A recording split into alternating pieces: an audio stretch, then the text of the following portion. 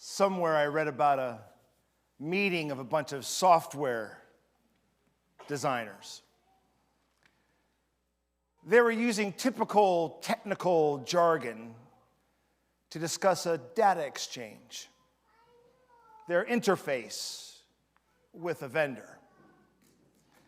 And one engineer said that the programming that had been ordered was delayed because the vendor was suffering from a severe, nonlinear waterfowl issue.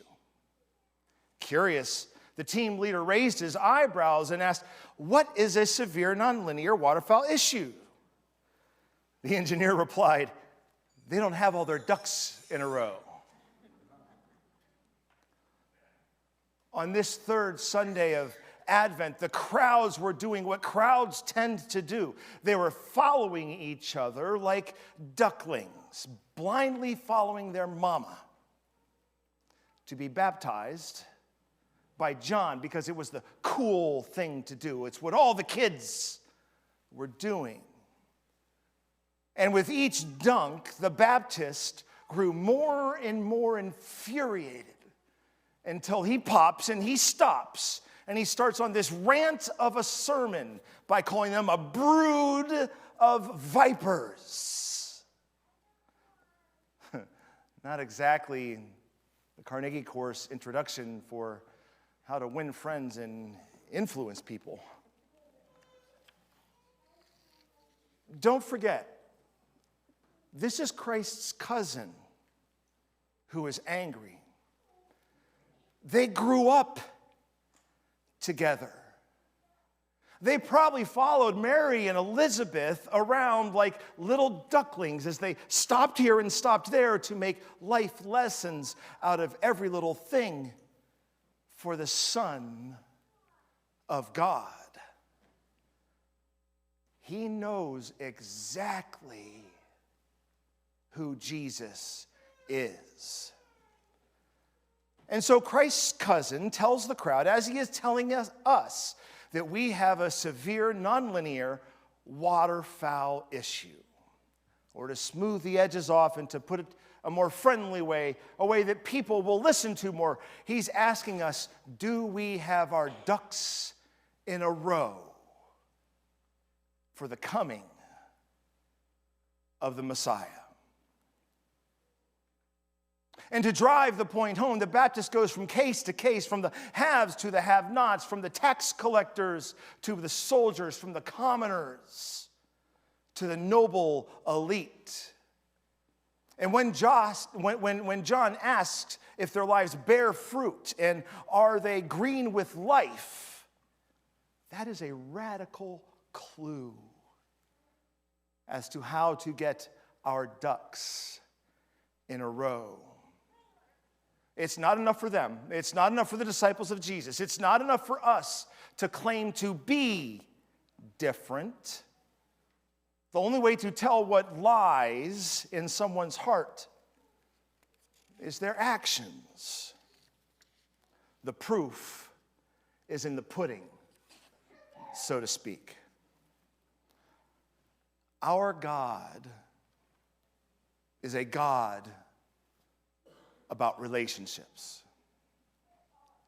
That's why we celebrate Christmas. That's why we celebrate Easter and everything in between and everything that came before and everything that came after it, so that our relationships with God will bear fruit.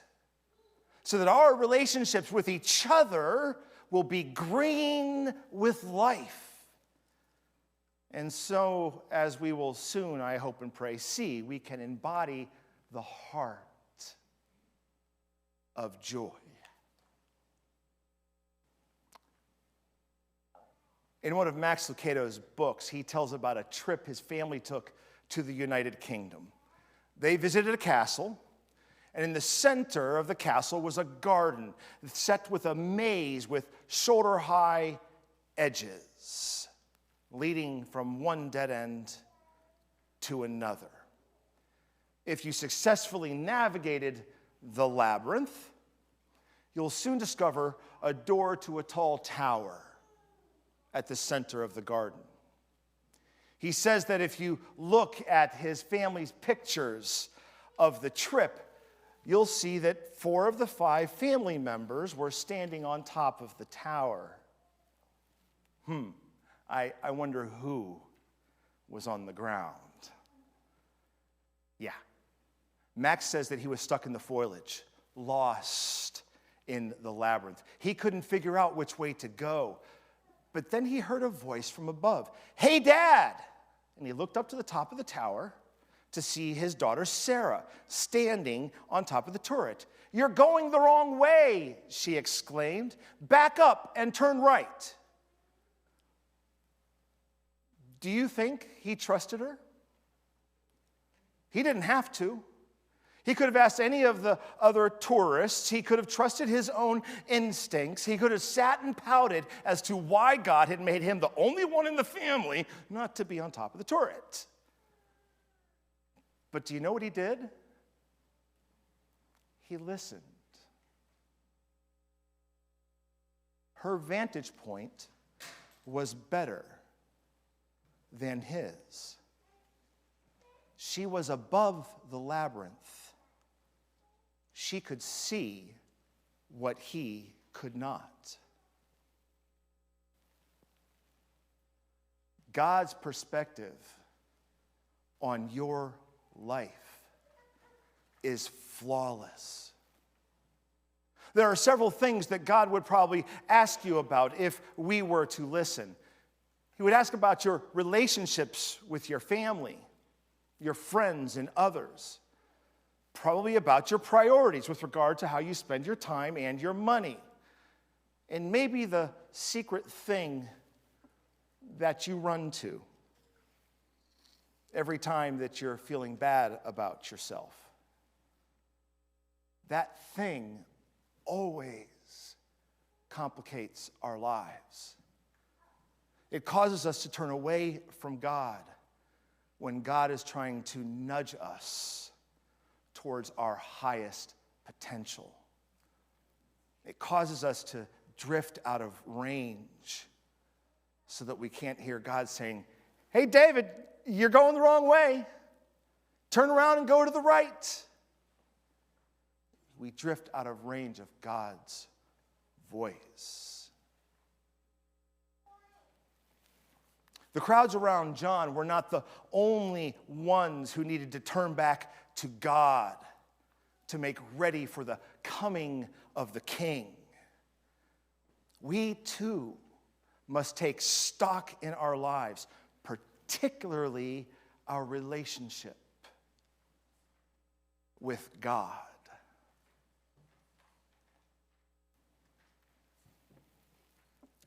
There is a spot-on story of a 64-year-old mother with a very interesting library. Her bookcases are divided into 3 separate sections. The first rack contains books on psychology and theology. Many are thick textbooks with mile-long words. The second rack is a bookcase that's stocked in medical textbooks and journals. There seems to be a special focus on genetics and the medical field on this rack. And the third rack is jam-packed with multiple issues of heavy equipment digest. Quite a contrast, don't you think? A stranger visiting her house might think that that woman had very diverse interests. Her daughters, however, will tell you that she is a devoted mother. You see, one of her daughters is a Christian counselor. And so the mother reads all the old textbooks so that she can learn more about her work. She is represented by the first rack in the bookcase. This mother also reads books and medical journals on the second rack so that she can understand the work of her second daughter. She is a doctor and is active in cancer research. And what about the subscription to Heavy Equipment Digest? Well, that represents her third daughter, who spent years in the field. The mother spends considerable time and energy on her daughter's interests in order that she can better understand them. It's important to her to know about Freud, DNA, and bulldozers, because she loves her daughters. And they know they are loved. The crowds around John knew that they were loved because he was relentless in helping them get ready for the coming of the king. The coming king who would go on to say that there is no greater love than those who put down their lives for their family, their friends, and for those that God places in their lives. We too must be relentless in putting our lives on the line for our family and our friends and those God places in our lives. Friends, as we approach Emmanuel, God with us, I pray that we do not have a severe nonlinear waterfowl issue.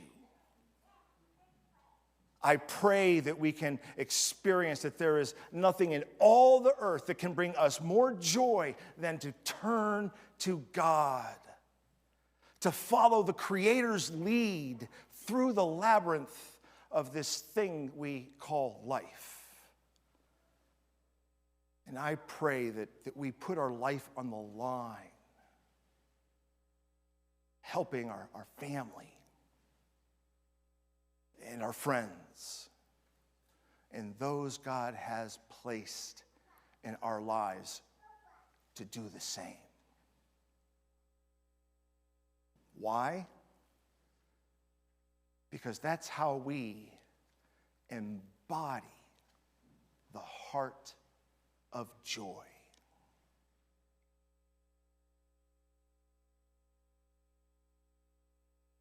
Amen? Amen.